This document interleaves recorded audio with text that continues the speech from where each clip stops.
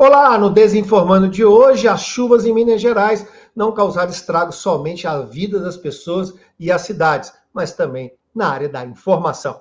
Você sabe o que é agnotologia? Mas uma coisa que eu acho que você sabe é que os ovos marrons são mais nutritivos que os ovos brancos. Ou será que não? Desinformando está entrando na rede agora.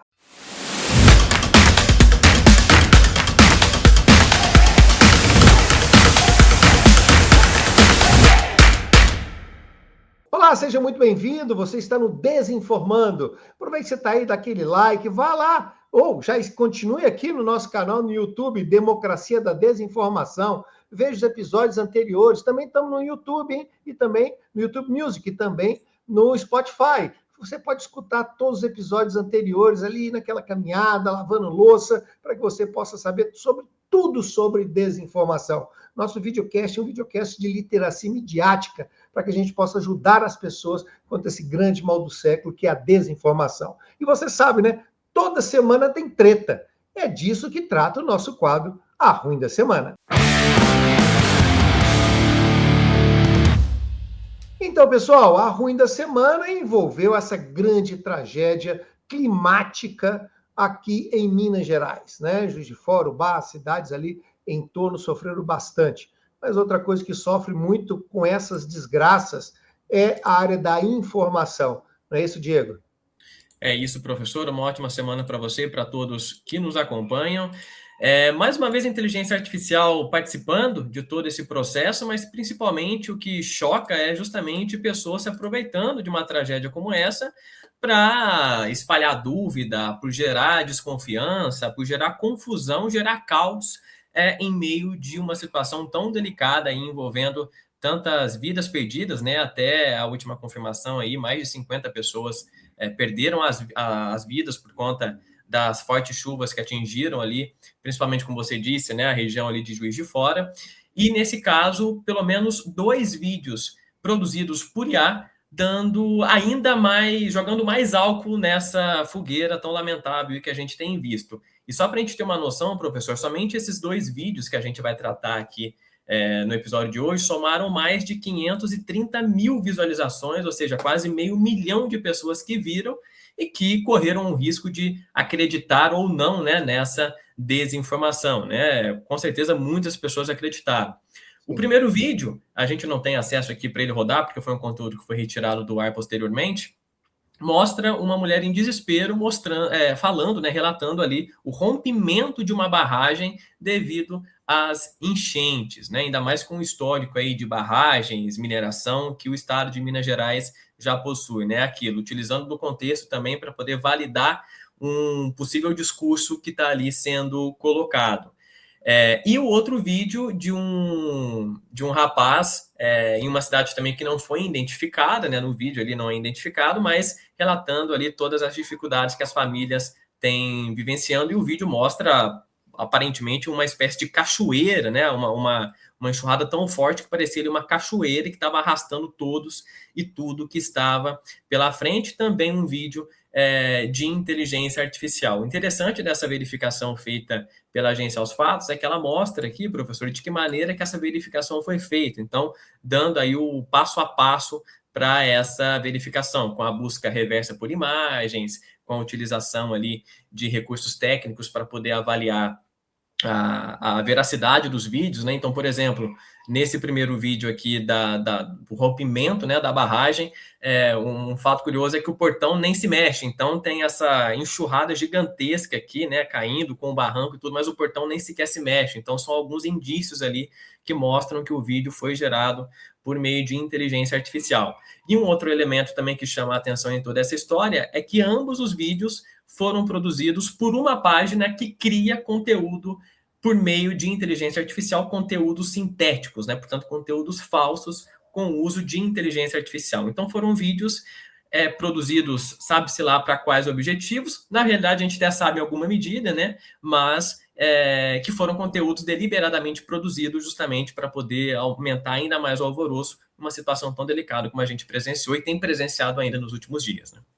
Não, Diego, eu acho que é importante a gente repetir. Por que você acha que esses vídeos são criados? Principalmente para gerar atividade comunicacional, né, professor? Quanto mais visualizações, como por exemplo, somente esses dois reuniram aí mais de 500 mil de Isso visualização, monetiza? isso vai monetizar consequentemente. Nessa página vai aparecer mais para as pessoas, consequentemente, eles podem conseguir publicações que são ali patrocinadas, ou seja, monetizar ainda mais. Portanto, tudo aquilo que gera atividade Links para comunicacional. fazer produções de inteligência artificial, não é isso? Exatamente. Então, assim, tudo aquilo que gera atividade comunicacional, inevitavelmente, nessa lógica das plataformas, vai gerar monetização. E quando a gente tem situações que vai gerar cliques, que vai gerar visualizações, como as notícias que nós acompanhamos, né, nos últimos dias, ter um conteúdo que vai desinformar, o que vai fazer com que as pessoas cliquem, assistem mais, obviamente, quem está por trás disso vai pensar em todas as alternativas possíveis para poder exponenciar isso a um nível ainda maior. Em cima da tragédia das pessoas. Essas pessoas definitivamente podem ter inteligência artificial, mas certamente não têm coração. Uhum. Pessoal, e você sabe o que é? Peraí que a palavrinha é difícil. Eu buscar aqui, ó. Aqui, deixa eu ver como é que ela é aqui mesmo. Aqui, ó. Agnotologia. Ah, não é coisa de gnomo, não. Nós vamos ver agora no quadro Essa Informa.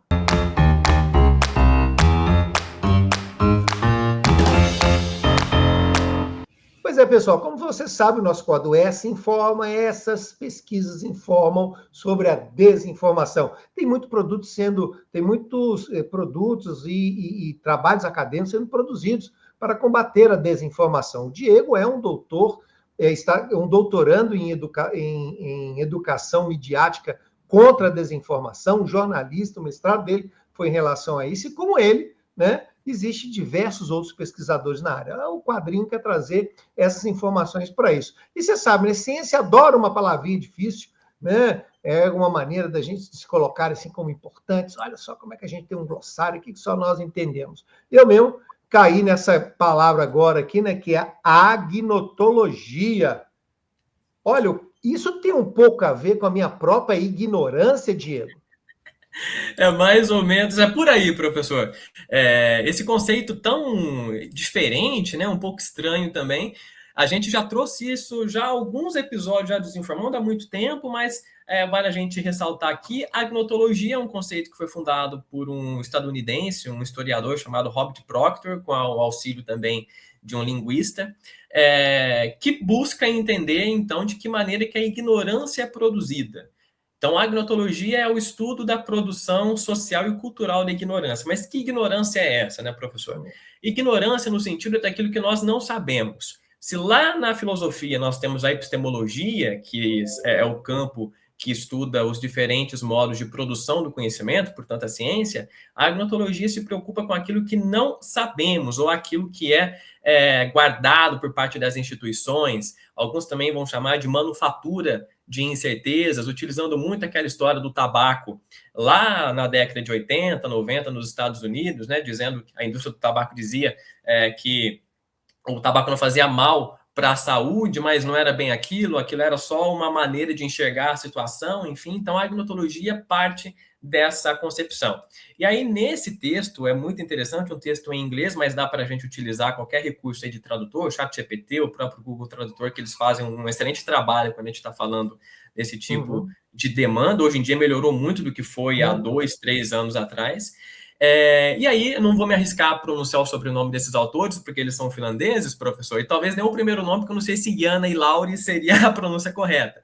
Mas o que os autores vão colocar aqui é justamente entender de que maneira, quais estratégias por parte do conhecimento, por parte da ciência, poderiam ser assumidas para conseguir combater essa produção de ignorância. Então, eles vão introduzir a noção de negativa expertise, ou expertise negativa, né, traduzindo livremente para o português, que seria uma maneira crítica e reflexiva de lidar com aquilo que é desconhecido e saber reconhecer quais são os limites do próprio conhecimento.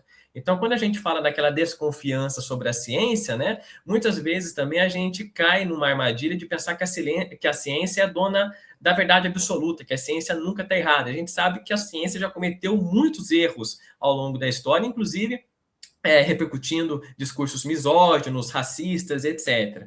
Então, o principal argumento dessa expertise negativa é justamente entender que a ciência tem sim as suas limitações, admitir essas incertezas, mas sem perder a credibilidade. Então, para além de reconhecer essas lacunas que o próprio conhecimento científico, na maioria das vezes, também oferece, propõe que os especialistas cultivem essas virtudes que vão além do conhecimento técnico e que formam agentes eticamente preparados para lidar com a produção do conhecimento, mas principalmente levar isso para as pessoas, fazer com que as pessoas entendam isso de maneira prática e entendam a importância que a ciência tem no dia a dia, mas também não fazendo vista grossa para os defeitos que a ciência inevitavelmente possui.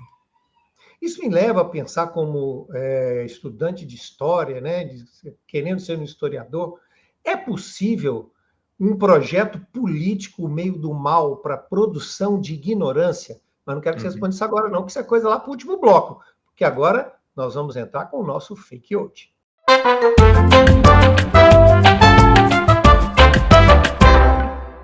Pois é, Diego, toda semana você vem aqui e me puxa o tapete. Você mostra a minha ignorância sobre as coisas, né? Isso é um absurdo o que você faz comigo. Eu sempre comendo ovos que são marrons, achando que eles eram mais nutritivos que ovos brancos. Isso não é verdade?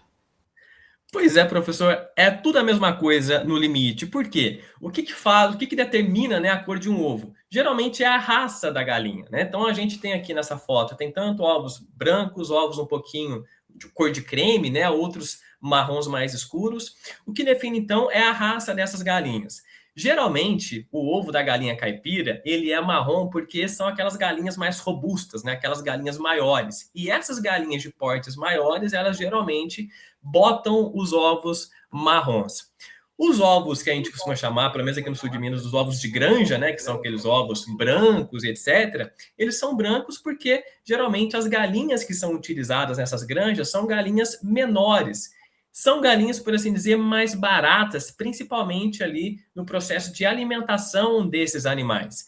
Então, a depender da maneira como esse ovo é preparado ali na granja, às vezes os ovos recebem ali uma dose, algum elemento químico, alguma coisa, que pode afetar, por exemplo, a coloração da gema, né? Às vezes o ovo da galinha caipira, o ovo marronzinho, ele tem a gema um pouco mais escura por conta disso. É um ovo, digamos, natural, né? Não passou por nenhum tipo de processo químico. Mas, no limite, não há diferença nutritiva, calórica nenhuma. É tudo a mesma coisa, depende da maneira como esse ovo é produzido, porque, afinal de contas, existem, inclusive, ovos marrons que são também, né, ovos de granja, como, por exemplo, aqueles que você compra. Mas, no limite, não há diferença nenhuma. Se você tem uma galinha que bota ovo branco e outra que bota ovo marrom, vai ser tudo a mesma coisa nesse sentido.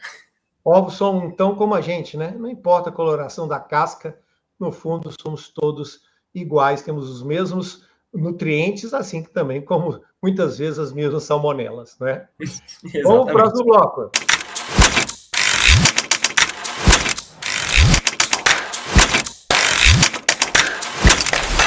Então, Diego, agora é a hora da verdade, né? Afinal de contas, a gente fica estudando a história e diz, por exemplo, que o Brasil, o grande problema é a educação. E que esse negócio da educação ruim não é exatamente uma coisa por acaso, é uma coisa que é produzida. É possível, voltando lá ao nosso Essa Informa, uma política social, uma política partidária, né, que seja para a produção de ignorância, o que justificaria o estudo aí da agnotologia? Com certeza, professor, até porque existem diferentes formas de produção de ignorância, né? A mais clássica é essa, é você induzir a opinião pública ou moldar a realidade onde determinadas pessoas vivem, por isso que a agnotologia é o estudo social e Subtrair cultural. essas informações, não deixar que as informações cheguem nas pessoas, ou elas chegarem distorcidas, seriam também táticas, estratégias para essa política da ignorância? Totalmente, até porque quando a gente está falando da manufatura de incertezas, que foi o conceito que formulou essa noção de agnotologia, parte principalmente dos interesses que instituições à época econômicas, financeiras, tinham em detrimento dos ganhos, dos lucros que elas consequentemente teriam a partir ali daquilo que a empresa mostrava enquanto imagem, ou daquilo que ela segurava enquanto informação, para que as pessoas não chegassem a um juízo final, né, a uma conclusão ali definitiva. Portanto, ainda mais se a gente considerar um cenário polarizado como o Brasil tem, que é atravessado por um histórico de interesses econômicos, políticos, etc., a gente pode dizer que, no limite, essa má educação que nós temos no Brasil, ela não é por acaso, né? Ela não é devido à falta de rendimentos e etc. É muito mais uma falta de colaboração, tanto estrutural, organizacional, para fazer com que as coisas, de fato, aconteçam, né?